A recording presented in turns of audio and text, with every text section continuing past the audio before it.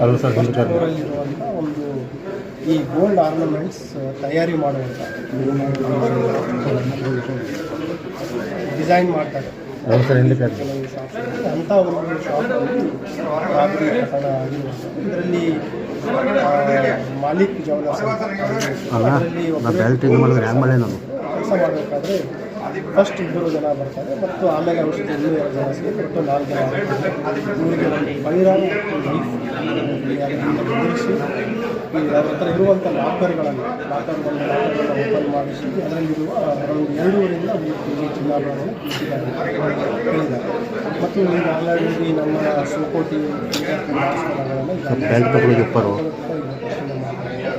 ಈಗಾಗಲೇ 5 ವಿಶೇಷ ತಂಡಗಳನ್ನು ಮಾಡಿದ್ವಿ ಚರ್ಚೆಗೋಸ್ಕರ. ಏನು ಇವರು ದೂರು ನೀಡ್ತಾರೆ ಆ ದೂರಿನ ಪ್ರಕಾರ ಪ್ರಕರಣ ದಾಖಲು ಮಾಡ್ಕೊಂಡಿದ್ದೀವಿ. ಆದಷ್ಟು ಬೇಗ ಆರೋಪಿಗಳನ್ನು ಬಂಧಿಸ್ತೀವಿ.